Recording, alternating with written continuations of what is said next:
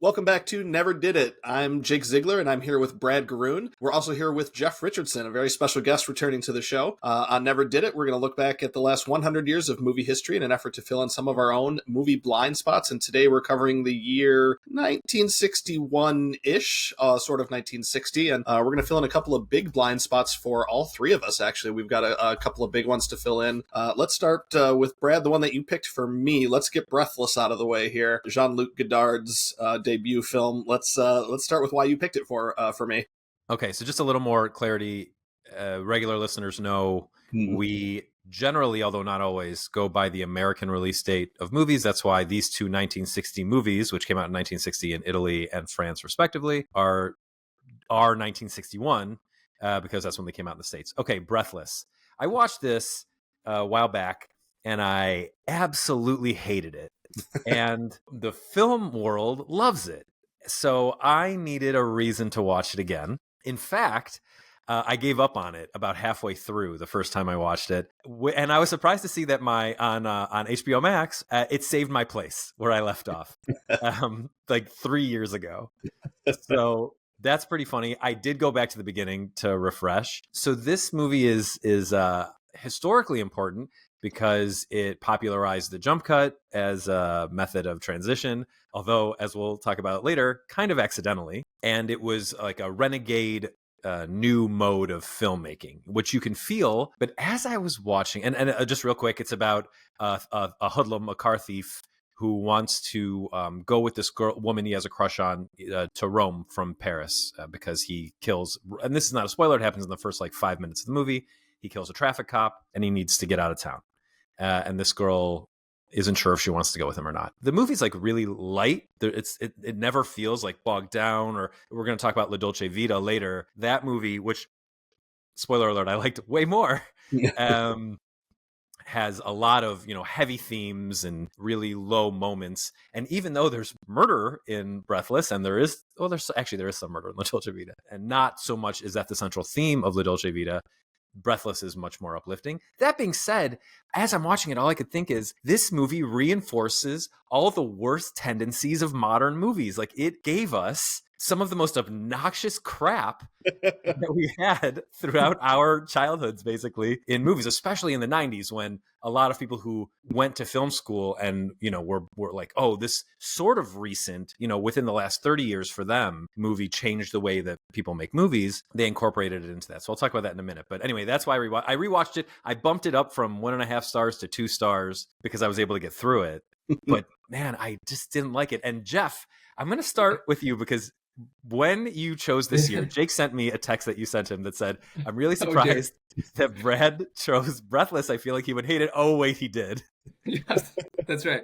Yeah, I chose, you guys gave me the spreadsheet. what year do I want to do? And I chose this for, we'll talk about later, for La Dolce Vita. But so Breathless was kind of a throw-in.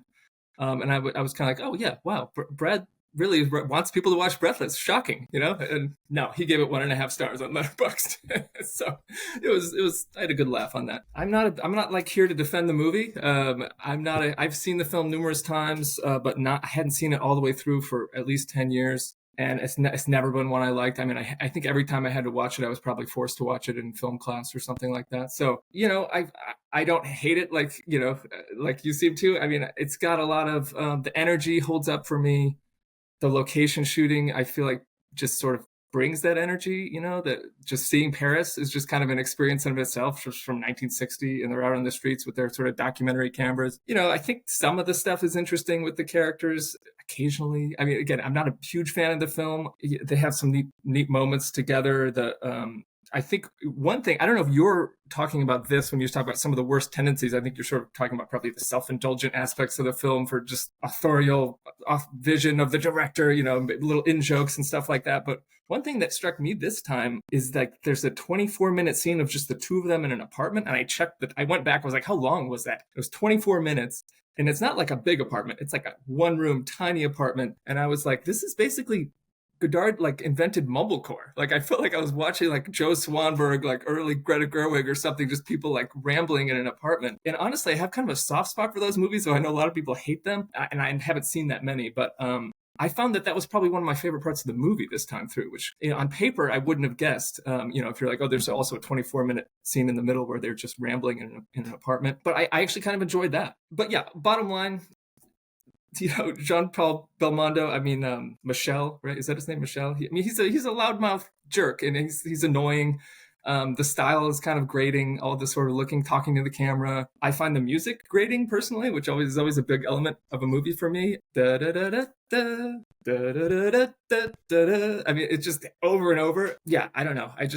I don't take the movie that seriously. The movie doesn't seem to take itself that seriously. I guess that's kind of a problem when you don't take yourself seriously, but you're also not that entertaining. So I think that's my problem. Maybe that's the best way to sum up my problem with the film, is that it doesn't take itself seriously, but it's also not that much fun for me to watch it. There's a problem there. So yeah, that's kind of my takeaway on the film. Yeah, and I echo a lot of the sentiments that you guys have. I ended up landing on 2.5 stars for it because there's an obvious influence to it, like you said, with the jump cuts, which Brad, you mentioned, ended up kind of being accidental just because they had to cut time from the movie, which thank God they did, because it was 90 minutes and it did mostly kind of breeze by, but I really didn't want to spend any more time with these people. I didn't think they were all that interesting. Jeff, you mentioned the scene was 24 minutes of them talking, and I'm kind of into that mumblecore thing too, like that Richard Linklater sort of early style. Like, I love the movie Tape, and I can get into movies like Brad and I, we did, oh gosh, I'm blanking on the title though. What's the Samuel L. Jackson, Tommy Lee Jones?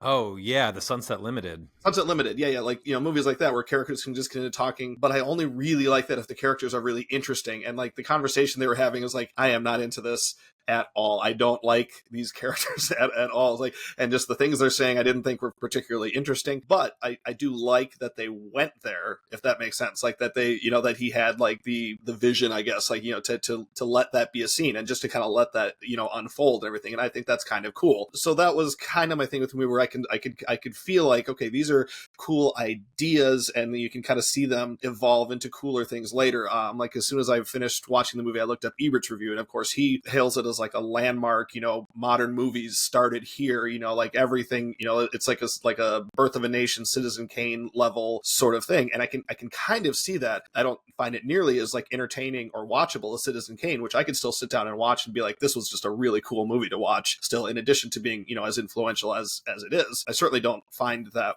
with Breathless, but I can certainly see, Brad, we mentioned it just briefly before we got on here, you can certainly see, influences in, films that came, not long after, which you can see in like stuff like Bonnie and Clyde, or Badlands in particular. But what you get in Badlands, more so than you get in Breathless, is you get in Badlands, you get things like character motivations and, like kind of more kind of backstory on these characters, and, things like, Martin Sheen actually cares about the Sissy Spacek character, versus, in this thing, you don't get the sense that Michelle actually really cares about anybody other than, his own immediate needs. So there's just really a disconnect for me with the characters. But I'm certainly glad I finally watched it. It was a big, I'd obviously heard about it for years, and I'm not, of all the film classes I took, I'm surprised it just never came up. I was kind of hoping there'd be a little more defense, because I kind of want to like pick at some stuff, but I guess I'll just go off of Ebert's defense. But before I do that, you've both now mentioned, that long scene.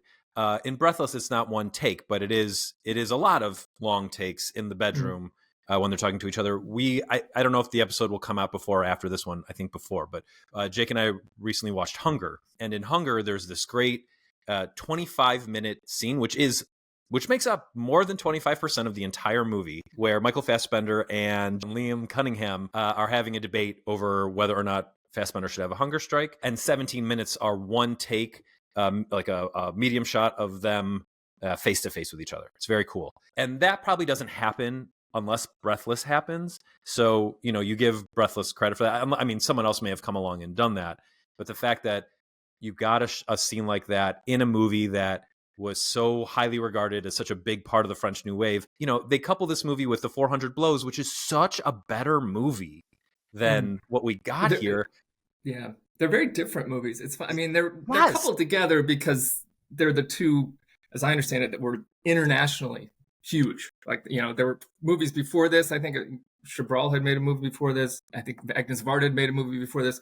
But like, those are the two that are like huge, that sort of internationally take over. But Truffaut's making more like an Italian neorealist drama. It's not like changing, eyeline match or like jump cuts. It's not like being like a rebel against filmmaking style. It's just kind of like a personal it's like a low budget personal drama that he like goes out and makes. It's very different than this. So it's kind of hilarious that they are like always coupled together.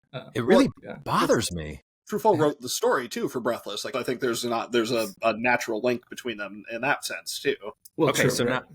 now let me attack that. So Truffaut writes the story for Breathless. Everyone gives Godard all the credit for shooting and pulling this movie together. We, for years, as wrestling fans, Jeff, I don't know if you're a wrestling fan, but at least I'm not a wrestling fan, but I went to a lucha libre at Arena Mexico a couple months ago, and it was amazing. So it's so fun, right? It's cool that it's like a family situation on top of everything else. It was amazing. So did you sit close? Pretty close, yeah, and not like super. We were like maybe like 20 rows back. My favorite thing about going to Arena Mexico was we wound up sitting right behind the owners. Wow. And just the way that the staff like exalted them was very cool. Jeff, you watched back in the day, like when in high school and stuff, you watched some stuff, so you have at least like a base knowledge. Oh yeah. Okay, there was like a year and a half in like the 90s with when I was into it. Okay, good. So then these references will make sense to you. We used to give WCW and then Vince McMahon later tons of crap for booking a show, basically writing a show on a napkin the day that the show came out, and it made the show and the week to week of the show feel very disjointed. And Godard wrote the shooting script for Breathless the morning of every day, and people were like, visionary. But it's not. It feels it. It feels it in that Michelle's character doesn't have much consistency throughout. Sometimes he's madly in love with Patricia, I think her name is. Yeah, Patricia. And sometimes he's just, and you could chalk this up to this character is an adolescent baby and he doesn't have control of his emotions, and that's fine. One of the tendencies that I think this has that bled into the work of like the early work of even like Christopher Nolan, Darren Aronofsky, Martin Brest with like Hot Tomorrows and Hot Dogs for Gauguin, which is very obviously pulling right from this. Also, all those are like pretty good. Pie is good, Following is good, Hot Tomorrows is good. The early work of Jim Jarmusch, I like Coffee and Cigarettes. It's not like the best thing I've ever seen, but it's cool. It's cool, yeah. But like it's the cool over the sizzle over steak. Basically, it's like how irreverent can our characters be, and how much are we going to bother you with that? Whereas, and I don't remember the name of the movie, maybe one of you knows, but there's, I think, a French film or European of some kind, and it's shot in black and white, and the main character is a serial killer who's being interviewed by a film crew, and the question is like, how complacent is the film crew in what's going on as the movie goes on? Like, that's a cool use of this vibe. Whereas everyone else is just sort of like, you get Clerks, where everyone's just sort of like, the world stinks and I'm smarter than the world. I know that that's deliberate here. If for no other reason than Michelle's clothes don't fit, like they're all too big on him. His hat is too big, his suit. And granted, that was the style at the time, like an onion on your belt. But he's still meant to be like, he's boxing above his weight class. Well, even the cigarettes are gigantic. Those cigarettes are like this big around. I was like, this is the first thing I noticed about the movie. And I even like audibly gasped, like, oh my God, that thing is huge. Like, is that just how they were smoking back then? No, probably not. So it's deliberate, but just because it's deliberate doesn't mean it's good. I just like you, Jake, I think I found him so irritating. And then my last complaint against what Ebert said in his review is Ebert says he's surprised that reviews didn't mention Patricia as being monstrous in the way that she betrays him just to like test her own love. And I think the reason is it's not in the text.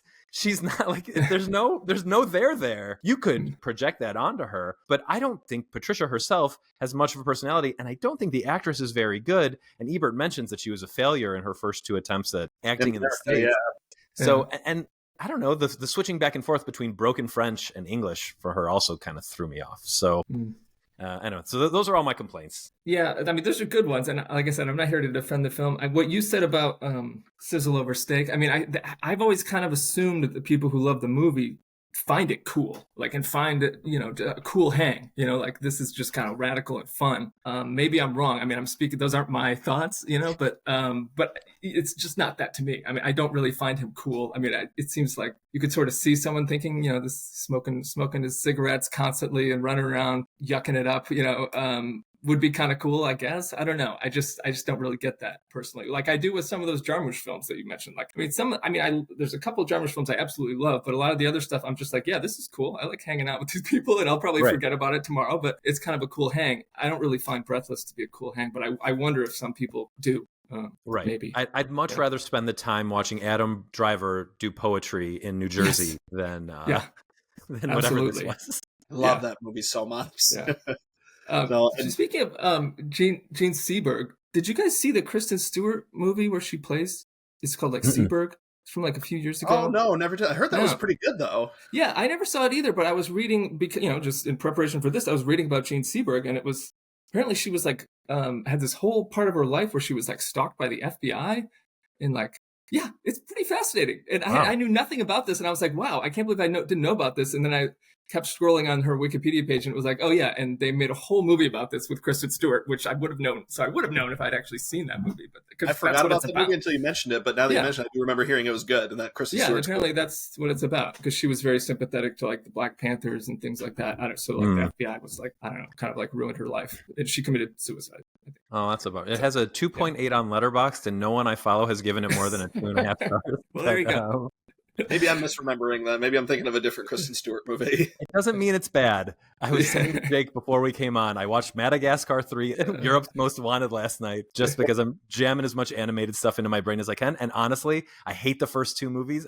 And 10 minutes into Madagascar 3, I was like, this movie's fun as hell. Good. So you never know. Yeah, you never do. Have either of you seen the remake of Breathless with Richard Gere? I watched it yesterday. Yeah, because I always wanted. Neither of you guys did. No. Yeah. Are you kidding me? More of this? No. That's a good one. Yeah. I mean, I had heard, or maybe I don't know if I'd heard from anyone in particular, or just reading over the years that like it was a failure. I think when it came out, and critics hated it. I had a film professor actually mention it once and say it was horrible, which always stuck with me. Like, it was just horrible. And yet I sort of gathered over the years that it has its defenders, and I thought it had kind of a cult following. I kind of looked into it. It's I don't know if it really has a whole cult following, but it's I think like Tarantino has praised it a little bit over the years, and you can definitely see that because this stars Richard Gere. Wait, hold on.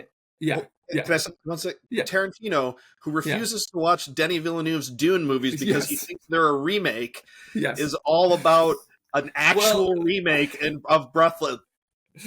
That's my understanding. Yes, that's my understanding. I didn't find a specific quote, so I actually don't know that for a fact. But my understanding, and so in Richard Gere's character, it's all like rock and roll. He's like singing like classic rock and roll. There's like surf rock. He's like always dancing. He's reading comic books. He's actually like quoting the Silver Surfer numerous times. You could feel like this is like probably like candy to like a teenage Quentin Tarantino. And it's got, the whole like, what was the movie the Tony Scott movie that he wrote? That's like Lovers on the Run. True Romance. Yeah, it's got. You could, they keep the story. It is kind of Lovers on the Run, so it's kind of just like True Romance. I don't know. I would probably give Breathless 3 stars. I would probably give the remake maybe 3 stars. It was fascinating to watch because they make some crazy stylistic choices. It's got all this rock music, and then the director uses Philip Glass at like certain like dramatic parts, which must have been pretty new at the time. It does not flow. It's like a shocking sort of jolt. Maybe he was trying to do something like Godard was doing in 1960, but it didn't really work for me, except as sort of a fascinating experience. Richard Gere's really good. And he's probably a worse person than Michelle is in the original, but he's probably more interesting. If that makes sense. Like, he's probably like worse as a human being, but he's probably more interesting. And yeah, I don't know. It was kind of cool. I can't say I recommend it that strongly. And if you don't like the original, so probably don't waste your time. Okay. I have exhausted all my energy on Breathless. Does anyone, Jake, you got anything else? One more thing to say, and I said the same thing about Blow Up when we talked about Blow Up a couple of weeks ago, but like, I think, when this movie came out, like if I had, been of a certain age and a certain disposition in 1960, 61, this movie probably would have been, like kind of mind blowing. But, again, having seen all of the things that it influenced and it, that have done what Breathless did and did better before seeing Breathless, there's just not as much impact, seeing it at in 2024 for the first time. But, I certainly understand its place in history. Definitely glad that I've finally seen it. And, if you're a film historian, or anybody who's interested in film, or let's face it, anybody who's listening to a podcast like ours, yeah, you should probably check it out once. And it's 90 minutes. You can get through it. It's 90 minutes, but it took me 3 hours to finish. Okay, cool. So Jake, you recommended La Dolce Vita. Talk to us about it. Well, it's Fellini, so that's an easy recommendation right there. But it's also, it's a very, very famous. It's arguably, is it his most famous film? Is it that, or is it 8.5? It's both, probably. Yeah, I don't know. It's right up there anyway, and it's it's a very, very famous film. It's one, selfishly, again, I've used this excuse a number of times. It's one that I didn't have a rating for on Letterboxd, so it had been a long time since I'd seen it, and it was always a good opportunity for me to revisit the ones that I hadn't seen. And my memory of it was that I thought it was awesome. It's another vibe movie, one that Bob Dylan mentioned in his songs, and I had actually just recently listened to the songs where he had mentioned it. So it's time to watch La Dolce Vita. Got excited, and then having done 2 other Fellini movies already on the podcast that we both really enjoyed and had good conversation about, figured this would be a good one. And I knew that I was excited when Jeff picked it too, because I knew he hadn't seen it, and it was going to be crossing off a big never did it for him too. So figured we'd have a lot of good things to say about it. And it's a 3-hour movie, so there's a lot of movie in this movie. Yeah, it's a 3-hour movie, but it only took me 3 hours to watch. You know what I mean? Yeah, that's how it's supposed to work. I started it. I got a little sleepy. I started it late and got a little sleepy. Went to sleep, woke up, finished it immediately. I was excited to get back to it. Mm-hmm. Well, it being sectioned, it's kind of sectioned off. The story is very episodic. Anthology is 7 kind of distinct sections that kind of go on, and that helps it move along, I think, very quickly. Just the way that it's put together and edited, and the way the stories kind of flow from one to the next. I certainly think that helps with the pacing, because I got through it fairly quickly too. Obviously, you can't get through it any faster than the 3 hours, but you know what I mean. Well, you definitely shouldn't. Don't watch this on 2X. No. But it's funny because it kind of follows action movie laws. There's no action in this movie, but every 10 minutes in an action movie, something huge should happen. And in this movie, every 10 minutes, you're on to something else, which is pretty great. And sometimes a little frustrating because the Steiner episodes, which is a recurring thing that comes back throughout, and sort of the angle that breaks our main character, the self-named Marcello. I would have loved this. I could have done a whole movie of just that, of just the Steiner stuff. But just real quick, what this movie is about is you've got a journalist named Marcello, who is played by Marcello Mastroianni. Is that how you pronounce that? Mastroianni, I think. Mastroianni. Extra syllable in there. Mastroianni. Yeah. Who we did talk about he was the star of 8.5. This movie sort of feels like a prequel to 8.5 in a way, at least spiritually. It's shot differently. It's interested in slightly different things. It's interested in taking down a different part of Italian culture, but very similar. What is this man's, what does he want? And is he getting what he needs? The answer in both cases is no. And he spends these episodes dealing with his girlfriend, who he clearly hates, and then all the other women in his life, just like in 8.5, although not his mother, like in 8.5. Right. And, but instead his father comes in for an episode here, and then his friend Steiner, who has a family life that he thinks he might aspire to, but then we find out, this is an old movie we can spoil. If you haven't seen it, watch it and then listen to this, until Steiner Chris Benoit's his family and shows that that is not the path that is going to work for him. Yeah, so I'm really glad you suggested it, because I thought it was terrific. I liked it as much as I've liked the other 2 Fellini movies you've recommended, which is to say a great deal. And before we get into why, we'll talk about the things that are great about it. But Jeff, what did you think on first watch? Yeah, I really loved it. Yeah, I thought it was great. I've always wanted to see the film. Like I said before, this is the reason I wanted to come on this episode. I think the first time you guys had me on, my motivation was to pick a movie that I wanted a reason to rewatch and revisit and talk about. And that can be its own kind of scary thing, to sort of revisit a film that you love, but you don't know if you're still going to love it. And so we talked about that on that episode. And this time I felt like I wanted to participate in the project of the podcast. I wanted to, really take part in doing a never did it for myself. So I scanned the list. And I think, if you're a cinephile, you probably have a list of these are the movies I really have to see this one. I really, and I have that list somewhere, and La Dolce Vita is definitely on the short list. It's one that I've just been bouncing past my whole life. almost putting it off at times, probably because it's 3 hours, and then partly it's just like, oh, I need to like save that for like the right moment, because now it's like this whole thing, it's like I've been waiting and waiting to watch La Dolce Vita. So it was definitely like by far my biggest never did it on your list, that I was looking at. And there's plenty of movies on there I haven't seen, but this is just one of those special ones that for some reason you build up in your own mind. So I had a little bit of jitters going in, kind of like what so I sent you guys this thing from like 2011 written by Doug Dibburn for the movie Notebook, but it has always stuck with me. And he's ultimately ends up writing about the Magnificent Ambersons and sort of the cut that was lost or maybe never really existed in kind of a fantastic way. And that's kind of a fun part of the piece too. But really at the beginning is what's always stuck with me. And he's writing about how if you're a cinephile, you've got, these films that, like I was just saying, that you dream about, you think about, you can't wait to see them. Someday I'm going to see them. And his argument, which I think is kind of crazy, but makes for good writing, is that, when you finally see these movies, you're a lesser person. I mean, he actually says that, which again is kind of pretentious and nonsense, but I actually feel the opposite. But you can see where that's coming from, because you're kind of losing that anticipation and that hope of the film, because now you're actually watching it, so it's no longer this thing to look forward to. And so I always kind of loved that idea. So for me, this was like, this was a real buildup. And honestly, I knew it was 3 hours long, but I wasn't even halfway through. And I started this, and I was really into the film and I was enjoying it. But the back of my head, I mean, I don't know how you guys do this sometimes, because in the back of my head, I mean, this was just 2 days ago. I was like, how am I going to talk about this in 2 days? Because it was already overwhelming me, because I didn't know it was going to be, I mean, I tried to know almost nothing about it, because I just knew imagery. I knew the fountain. I mean, I didn't know the fountain was just a tiny part of the film. I didn't know Anita Ekberg was only in like 15 minutes or whatever. She's only maybe 20 minutes. She's only in one episode. I think she had like 5 minutes of screen time. Yeah, I had no idea. I mean, and that happens near the beginning of the film. And I was like, oh my God, we've got an hour and a half to go. I didn't know anything. I did not know it was so episodic. Like, I mean, I had just not read anything about it. And I didn't know it was going to be, just bouncing from one scene one day to the next. And it was overwhelming. I found it to be overwhelming. And I also, the last thing, I just didn't know it was so sad. I mean, I don't know why that surprised me so much, because I have seen some other Fellini, but this, I've seen Nights of Cabiria, I've seen 8.5, I've seen Amarcord. Amarcord I saw 20 years ago, I barely remember it. I've seen 8.5 a few times, but it's not one of my favorites. I mean, it's an admirable movie. It's a great watch, but it's never really stuck with me. Whereas Nights of Cabiria is one of my favorite films of all time. I love Nights of Cabiria. Could not recommend it more. And I'm not going to spoil it, but it's not a Hollywood ending. I mean, I don't know. It's not. There's a lot of sadness there, so I shouldn't have been surprised. But this movie, it was pretty weighty. I mean, it really, when it was over, I didn't quite know what to make of it. I felt sad. I felt kind of depressed.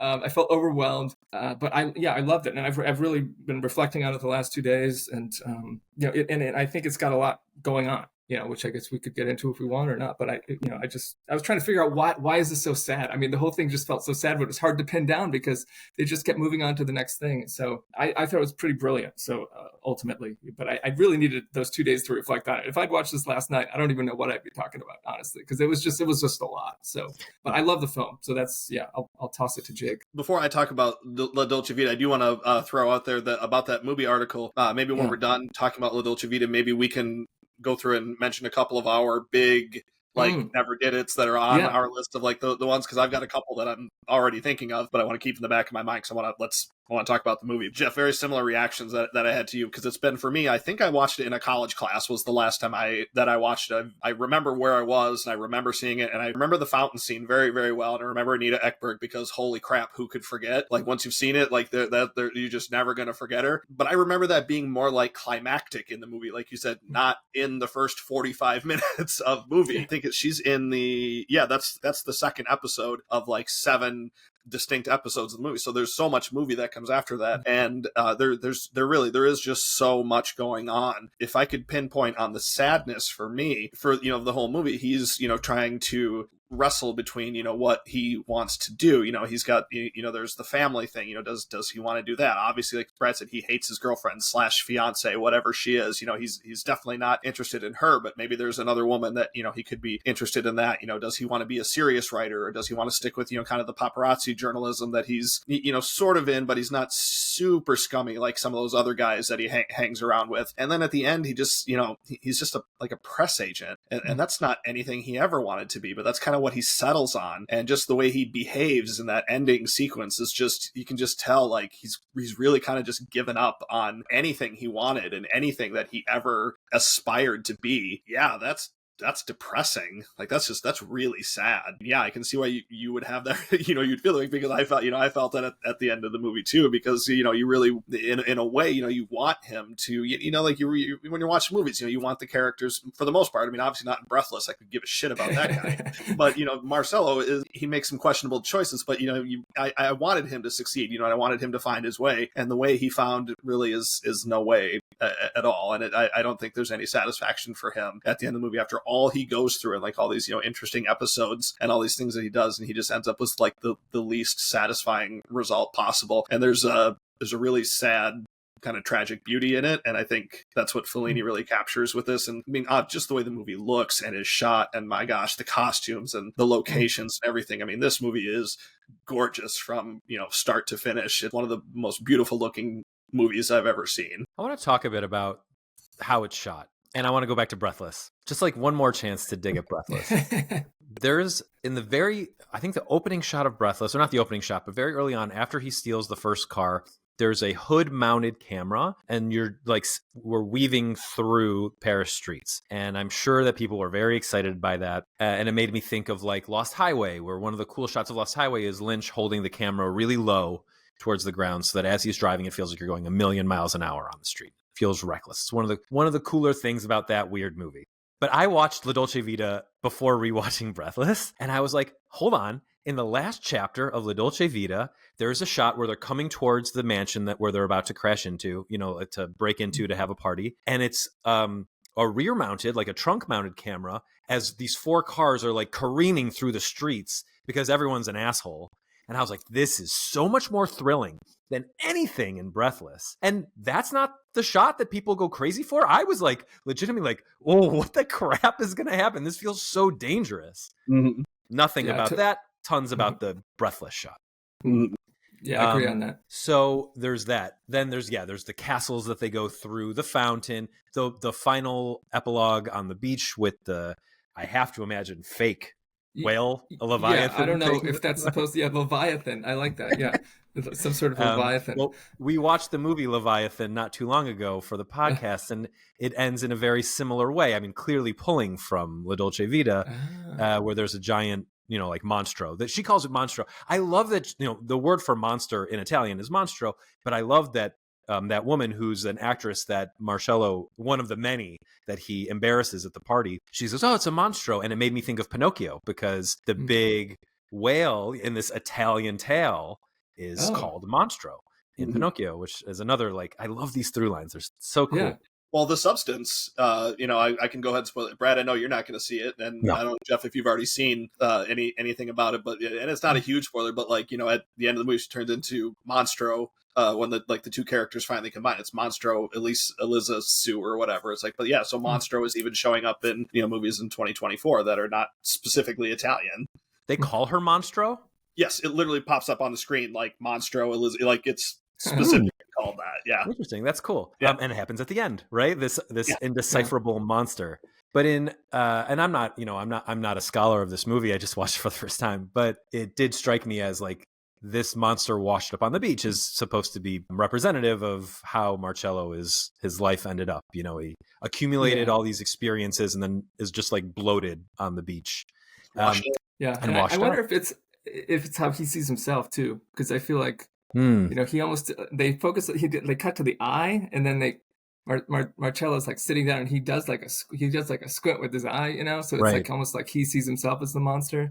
And he can't stop talking about how he's staring. That's what he focuses on. That's right. He says that the monster is staring. And of course, his whole career has been this like journalist observer who really just bounces from all these people's lives. So he's kind of a staring observer. Right. Yeah, it's interesting. Huh. Just to touch on the sadness. So you have it in every episode, even in episodes where it doesn't seem like you have it. So we'll start from the beginning. He meets up with his friend, and he drives to this he drive to this really pathetic apartment that a prostitute owns so they can sleep together in like filth. Even though this woman, I mean, Marcello is relatively successful. He can't go to his house because he has a girl there who lives there. And she is the daughter of, if I understood it right, either kind of like an oligarch type or a mobster. But Yeah, I think she's supposed to be some sort of nobility somehow. I wasn't sure if mobster. I didn't pick up myself, but it could be. Yeah. Maybe this is just me being super racist, but when they do show him later, he seems a little mobstery. Okay. And they only show him briefly. And then in the second episode, you have Ekberg show up as this actress. And I was dying to ask you both what you thought about this. So she's being interviewed by a ton of journalists. And they're asking her all sorts of questions, and she has really like vapid answers to most of them. She loves love, and love is I love love and love and love, whatever nonsense stuff. Well, while Marcello is arguing on the phone with his girlfriend about how he's never home and she doesn't trust him, and she has reason not to trust him, although not in this case because there really are 50 other people in this room. She's asked by one of the journalists, "Do you think Italian neorealism is alive or dead?" And that her translator doesn't. He's been translating the questions for her, but in this case, he doesn't even translate. He just says, "Just say alive." And I thought that was hilarious, but then I was like, wait, what does it mean? What are they trying to get across? Because Italian neorealism was not still alive by the 1960s. And this movie is a fantasy. So what do you think that was about? I thought it was just a joke. I don't know. I don't know if he was trying to make a commentary on if it's still alive. I thought it was just like, don't offend the Italians by saying like, their important international film movement is behind us, and that he was just putting that in there as a joke. I thought the movie was surprised. That was another thing. It was pretty funny. There were, even as dark as it is, there were some pretty good jokes now and then throughout this. So I thought that was just a little joke, And then he has his fountain experience with her.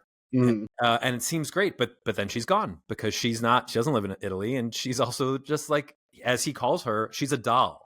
She's not real. So that doesn't last past that. And then he and his girlfriend go to this big happening where these two kids have seen the Virgin Mary. Well, they say they have. They almost certainly have. And this is based on a real event that happened in Italy where someone says they saw the Madonna and it caused a big stir. And then at the end of that, which is like a very cute, interesting bit where we really see how much Marcello does not like his girlfriend. He is so annoyed with her throughout the whole thing. But at the end of it, a young man is trampled by the crowd and killed. So you have that tragedy at the end. And then he goes to the party at Steiner's, which again, I thought was so cool. Just interesting people. What I imagine fancy parties are like with elite people who don't have a ton to say to each other, but have a lot to entertain them. And he and Steiner have this conversation on the balcony where Steiner's like, "Don't be like me.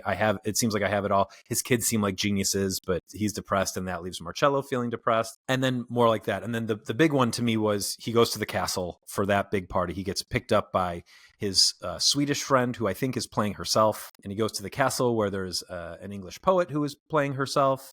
Or maybe the English poet. No, that's at Steiner's house. It's hard to keep them separate. And he meets up with, again, the woman who he saw in chapter 1, and they admit that they love each other, but then of course she just like immediately sleeps with someone else and abandons him, and he ends up on a ghost walk and is just like brutalized that he's lost her and can't find her. So he moves on pretty quickly. Although for the first time I noticed he keeps asking where she is. In every other one he sort of like moves on, but here he's like kind of irritatingly like, I forget, Magdalena, I think her name is? Madalena. Madalena. I don't know. I mean, I thought they had a real connection. I mean, I don't know if she moves on to that other guy pretty quickly, but like, I feel like to me that was like such a romantic scene where she's whispering, and I mean it's supposed to be, right? I mean, it's magical and it's beautifully shot also, but it's kind of like that's the one relationship where it seems like he really should be with her, and he doesn't go out and say he loves her, but I don't think, or he doesn't say he'll marry her, but he sort of talks about pretty much, intimates that he does love her and have feelings for her, and then is just gone. Right. And then in between, his dad comes to visit, and it's interesting because he excuses all this really bad behavior from his father and then exhibits that exact same behavior throughout the movie. So that's pretty interesting. And then I think there's a question of, he is upset that he didn't see his father in childhood. He complains while his dad goes and dances with Fanny, the dancer. And then later his dad has had some kind of episode while he was alone with Fanny. Maybe, it might have been a stroke, might have been a heart attack, might have been nothing, might have been, a dizzy spell from being drunk. But I got the impression that these two characters never saw each other again after this night. Like he puts his dad in the cabin, and then maybe his dad died then or whatever, but I got the impression that was the last time they ever saw each other. And then you have this party at the end where it's sometime later, and it's after Steiner has killed his children and then himself, and then Marcello has to be the one to break the news to the wife, which I think for me, thankfully didn't see.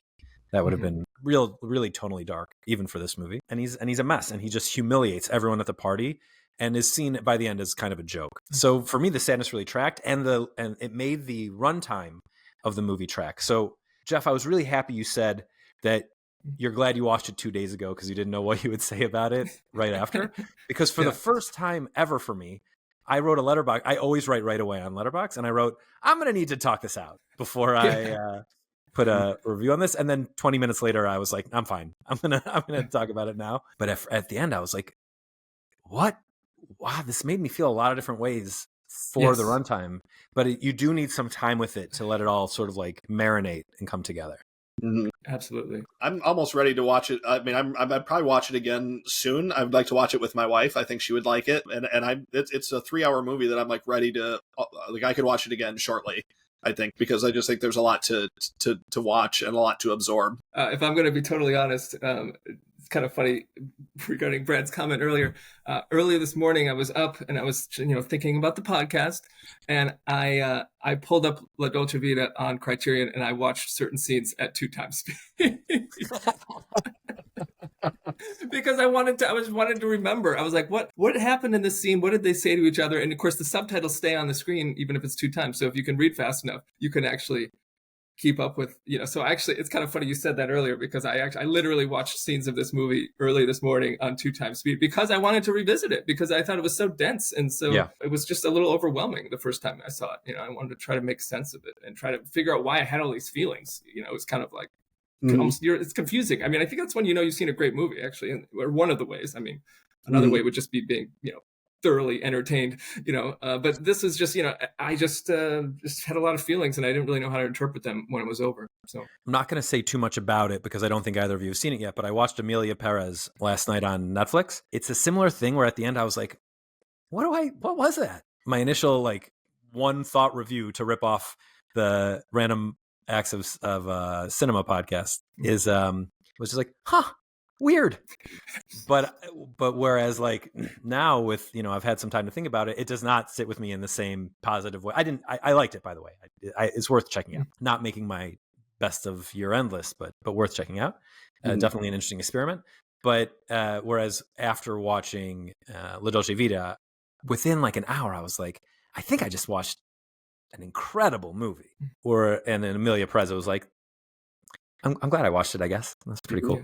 Yeah. Sometimes you can tell, even if you can't enunciate the reason, you can't like put the reasons out there, you can just tell. Right. Just because I did revisit a couple things this morning, and I think it's just worth throwing out there that really struck me, because I only selectively rewatched a few parts. And I watched some of them at 1 speed, I should say. But I found something really striking out the scene in the church. So I went back and watched the scene in the church, because that's when we meet Steiner. And of course, the Steiner element is like just the heavy weight of the movie. And I love the organ, so I wanted to see him play the organ again. So he's playing the organ, and what I didn't really pick up on the first time is they just talked about how, Steiner tells him he's a good writer, and Marcello is just kind of like, no, it wasn't good. Like, I'm not good. And you could tell he has got a lot of self-doubt, which I think is maybe the first time in the movie that really comes through, and maybe not, but that's what I remember. And then when he's playing the organ, you can see Marcello's watching him, and he thinks it's beautiful. I mean, it's a beautiful performance, and he's watching his friend do this beautiful music in this beautiful setting, and he actually kind of like turns away after a moment. And that really struck me when I was revisiting, because I felt like that was a real insight into the character, that he actually was like, it was too beautiful for him, and he felt kind of ashamed that he himself couldn't make that kind of art. And that was my interpretation this morning, and I just thought it was, I don't know, I thought I'd share that because that sort of really struck me. That's the kind of thing you get when you rewatch it, yeah. Exactly, yeah, exactly. And then when I rewatched the ending, and it's got that sort of cryptic exchange with the young girl, that they can't really interpret what the other one is doing. But the last thing he does is he actually kind of covers his face before he turns away. And it's almost like, don't look at me. And I feel it's the same kind of thing that he does at the church, where he turns away from the music. And so I don't know, I just felt like that was this, I don't know, really insight into the character that I didn't really get it the first time through. So anyway, yeah, just another reason to revisit things, especially if you feel like there's more there and you didn't quite grasp it, For sure. Not to undercut that, but I just kind of thought, Yeah. he's playing Toccata and Fugue in D minor, and I'm like, oh, the Dracula's coming. You got to watch out for Dracula. Well, that's kind of what I thought the first time through. I think I was kind of like, oh yeah, this is like the organ song, Yeah. But I think there's more there, upon revisit. So I'm really glad you sent that article. One angle on it too was sort of like, not just you become a lesser person when you see these movies you've always wanted to see, but you just shouldn't see these movies that you've always wanted to see because they won't be as good in your mind. But I just real quick before we get into our like never did it's, which I mean, I could look at our spreadsheet. At the end of every year, I watch a ton of animated movies, like in the way that a lot of people in October watch scary movies. I just really want, I just love the medium and I want to be as like well-rounded as I can. So I watch a lot, and a lot of it's older. And there's this really cool story about the movie The King and the Mockingbird. So this was a movie that Paul Grimault, a French animator, and animation in France is still to this day enormous. He made this movie, or tried to make this movie for, I think it was 50 years. He started making it in the 50s and lost funding, and they put it out with like half of it missing, called it The Curious Adventures of Mr. Wonderbird. And that's like a fun watch. It's on Tubi. In the English language version of it, Peter Ustinov is Mr. Wonderbird. So that's a lot of fun. But then it took him 50 years to finish the movie, and the finished product is now available. It came out in 1980, which it took him 30 years. And the finished product it was really hard to find for a while. It came out on Blu-ray, I think just like 5 years ago. So I finally got a chance to watch it as The King and the Mockingbird. And it's one of the most amazing animated movies I've ever seen. It's about a king who's an ass in a futuristic country. And he always keeps trying to capture these birds. And that's only like the side story, because at the same time, he has a painting of a shepherd and a mountain climber, and a shepherdess, and he's in love with the painting of the shepherdess. And then there's a painting made of him, and that painting comes to life and kills the king, and then becomes obsessed with the other two paintings, and they come to life, and it's batshit and awesome. And I just saw it for the first time like a month ago, and I thought about that as I read that article. Like, I loved the movie, but it may have been more fun always wanting to see it than it was to finally have seen it. It happens. I mean, it definitely happens. I just watched very briefly for Halloween. I was just trying to watch some scary movies, and I watched Possession. You guys heard of Possession? It's like this, Sam Neill and it looks gross. Yeah. I mean, that's kind of was my impression, and I guess it was. But anyway, shorts. I mean, I hated it. It was one of my never did it. I feel like, I don't know if it was like the short list, like La Dolce Vita, but it was like one of those I've just been putting off and waiting till I could finally see Possession, and no. Not for me. Yeah. It was awful. Yeah, just an irritating film. So doesn't always work. With an octopus? Is that what happens? Yeah, something like that. Yeah, I don't know. There's some weird. Yeah, but that's even barely the movie. Most of the movie is them just like being crazy. I mean, I don't know what the acting style. Apparently, it's like some sort of weird avant-garde theater-based thing. But it's just they're just crazy for the get-go. It's super annoying. Movie. I don't even know Possession with Sam Neill. Yeah. It's famous. It's a Polish filmmaker. People. Yeah. What's that Donald Sutherland horror movie? Don't Speak, Don't Look Now. Don't Look Now, I think. Yeah, that's how I felt when I watched that. I was like, oh, finally, Don't Look Now. Even my father-in-law, who sort of like helps guide me a little bit in this stuff. He's an older movie buff. And he's like, oh yeah, Don't Look Now, so good. And I watched it, and I'm like, this is so boring. I wish I didn't look ever. I remember liking that, so I'll throw that out there. But no, most people like it, but that's how that goes. So hit us. What are the never did it's? What are like the top ones? Jake, hit us.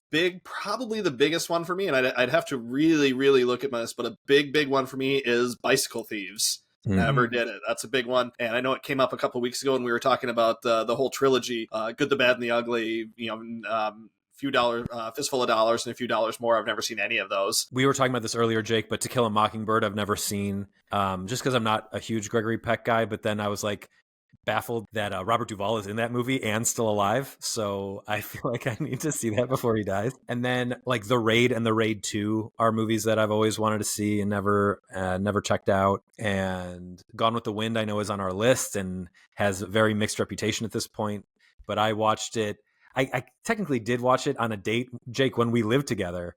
Oh, really? Yeah. Remember, I went to that girl's house next door, and we watched it, but wasn't. That girl.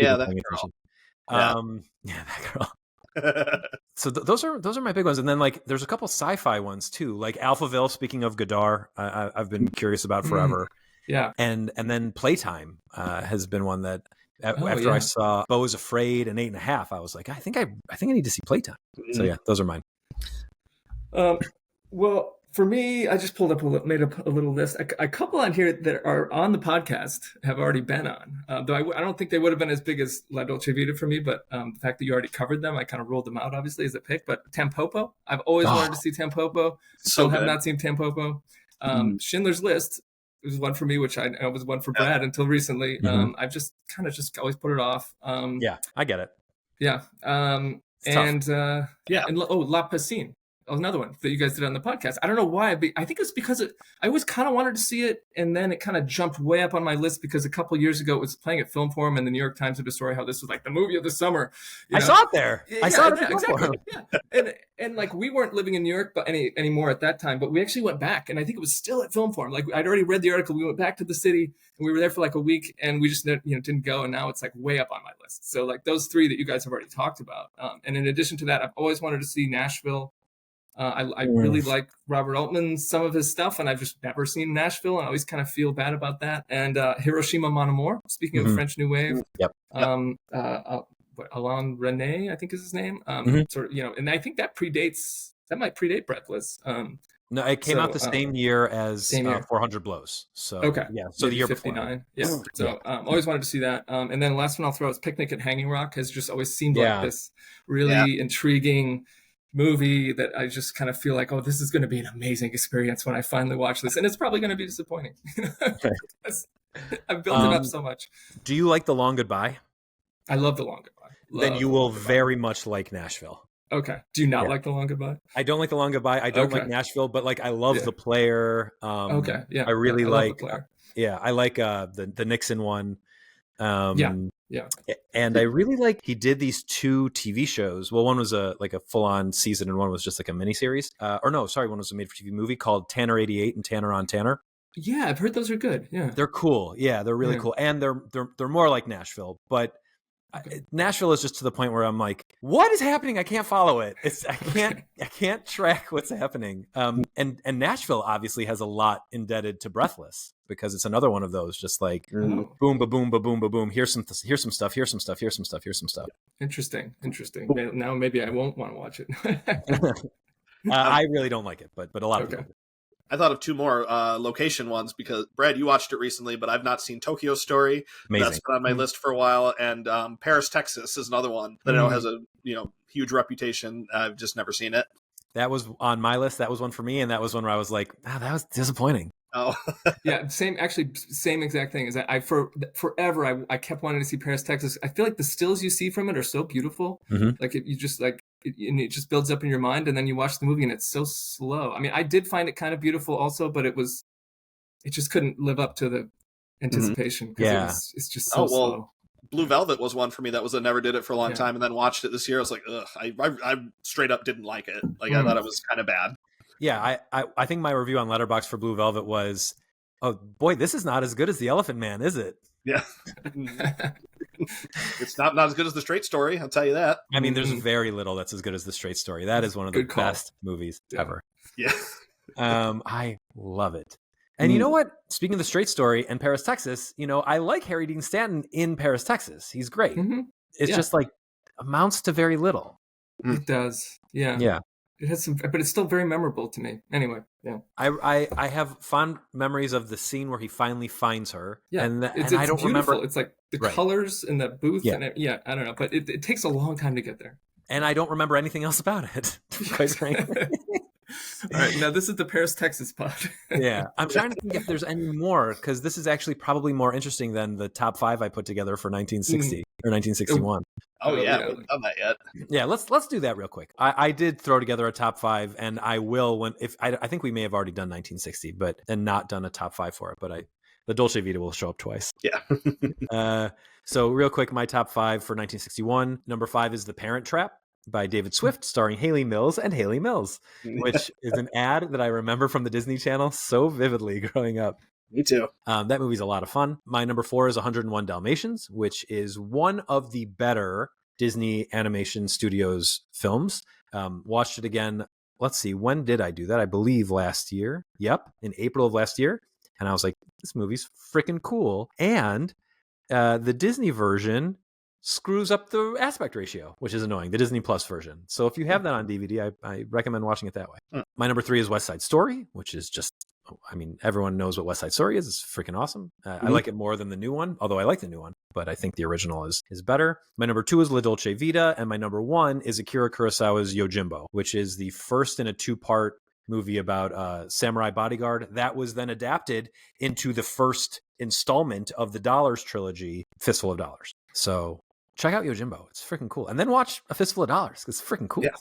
I haven't seen Yojimbo either, so maybe I just need to do the whole run. I need to do Kurosawa is a kind of a big blind spot for me too. I've only seen a couple of his movies, so I'm sure there's a lot for me to explore there. We got more coming up on the podcast. So good. So if I were to do my top 5 of 61, I actually only had a top 4, but since you mentioned The Parent Trap, I know I've seen it. I must not have it marked on Letterboxd, but I mean, I definitely saw it back in the day, so I'm going to make that my number 5 just as an honorable whatever. It's my number 5. I know I've seen it, which would make my number 4 Breathless, which again I don't particularly love, but it's got its place in film history for sure. My number 3 then is 101 Dalmatians, which is really very good. It's also my dad's favorite Disney movie, which we were all surprised to learn growing up. It's just one of those things you just don't expect to hear. Like, I think we were asking like for Christmas one year, like, yeah, what do you want for Christmas this year? He goes, well, 101 Dalmatians just came out on Blu-ray. So we're like, really? It's just he was serious and he wanted it, and we got it. We watched it, and it said it was his favorite. So, but it's also just very good. My number 2, then, these are similar to Brad's. My number 2 is the original West Side Story. Yeah, it's great. Still holds up. The remake also, is very good, but the original is better. And then my number 1 is La Dolce Vita, which, I think is amazing. And I made a best of the decade of the 60s list this morning, and La Dolce Vita was my number 5 of the decade on that list. So I do regard it very highly. Oh, nice. I have a top 10. If it's all right, if I go 10, nice. So I'm not going to include La Dolce Vita because I guess I have that in 1960, but I'll tell you where it would probably fall. This way I get to extra film. Honorable mention, I'll throw out The Absent-Minded Professor because it gave us flubber. So there you go. I love that movie. Why don't I have that marked on Letterboxd? So I haven't seen it since I was a kid, but flubber, who could forget? Number 10, I have The Parent Trap, which is a very good movie, as you both already mentioned. Number 9, last year at Marienbad. Speaking of Hiroshima Mon Amour, Alan Renier is sort of surrealist. This is like a real experiment, that's actually fascinating versus Breathless, thinking about French New Wave. This is like a real surrealist avant-garde movie that I do remember enjoying. It's been quite a while since I've seen it. Number 8, The Guns of Navarone is like a classic Hollywood action film that I actually had higher on my list when I made up my draft, and then I actually rewatched it this week because I hadn't seen it since I was a kid. Pretty mediocre. So anyway, I mean, not mediocre. It was okay. It was just not what I expected. So I bumped it down to 8. 7, I have 1, 2, 3, which is a Billy Wilder, sort of a Cold War comedy with James Cagney. It's sort of fast-talking, almost sort of like screwball comedy style, but in like 1961. And I remember thinking it was quite good. So I threw it there at number 6, or number 7. Number 6, I have Yojimbo, which I haven't seen since I was probably 20 years ago, maybe since I was a teenager, but I remember really liking it. I watched it because I love the Fistful of Dollars movies, and I saw those a ton when I was a teenager. And so I remember it was good. I had Guns of Navarone ranked like neck and neck with it until I rewatched Guns of Navarone. So I don't know. I got to rewatch that too. Maybe it would fall or rise, but it won't fall. It won't. Okay. All right. And then my top 5, you guys do this every week because this is a special occurrence for me. I actually, not only did I rewatch Guns of Navarone, I added to my, I crossed off a couple more never did it. I do that all the time. Okay. Yeah. So in preparation of this, so I watched Lola, which is Jacques Demy, so another French New Wave figure, though he's sometimes put on the outs of this because his movies are more fun, frankly, is my opinion. I mean, so if you've ever seen Umbrellas of Cherbourg, is just an incredibly romantic movie, and so I wanted to see his first film with this Lola. It stars Anouk Ami, who plays Madalena in, so I just watched La Dolce Vita, and I was kind of like, who's that actress? She's like incredible. And so I was like, I got to watch Lola. So I watched Lola. It was super romantic, no surprise, a lot of fun. I really, really liked it. It's low budget, but you could tell like this filmmaker's, he's just a romantic. It's just a huge, huge delight. Number 4, Judgment at Nuremberg, which I also watched this week. that was kind of a never did it for me. Super heavy, obviously, doesn't hold back. It actually, uses some pretty serious footage from concentration camps, which I did not expect to see in a Hollywood film from 1961, but really great film. It deserves its reputation as one of the great courtroom dramas of all time. And then my 3, 2, 1 were tough to rank, but Breakfast at Tiffany's, despite having one of the most racist characters in Hollywood history, with Jerry Lewis as a side character, it's still just magical to me. I love that film. Isn't Breakfast at Tiffany's Mickey Rooney? Mickey Rooney, that's what I mean. Oh, it's Mickey Rooney. Yeah, sorry, not Jerry Lewis. Apologies to the Lewis estate, but so I feel like you have to say that first because it's so horrible. I mean, I don't know if you guys have seen the film, but that is such a horrible anchor, and yet I still find parts of the movie so magical. It's just very special. So. And then my 2 is The Hustler, which I have only seen once years ago, but I just always thought of it as one of the great. I think of it as a sports movie, so I think of it as a great sports movie about losing, and I love that movie. So, and my number 1 is The Misfits, which I just really want to recommend people watch The Misfits. I don't think enough people have seen The Misfits. John Huston film written by Arthur Miller for Marilyn Monroe when they were still married. It's her last film. It's Clark Gable's last film. It's Montgomery Clift's one of his last films. It's devastatingly sad. These desperate people. I don't even remember a lot of the plot because it's been so long since I've seen it. I'm kind of afraid to rewatch it, honestly, because I might not like it as much as I did. But yeah, I just really recommend The Misfits. So everybody watch The Misfits. And La Dolce Vita would be right up there with those top 3 somewhere. Breakfast at Tiffany's, The Hustler, The Misfits. Just a special film. So I can't believe John Ford made a sad Western. Oh, John Huston. Actually, not John Ford. John Huston. Yeah. So Still. Even honestly, even more so. Yeah.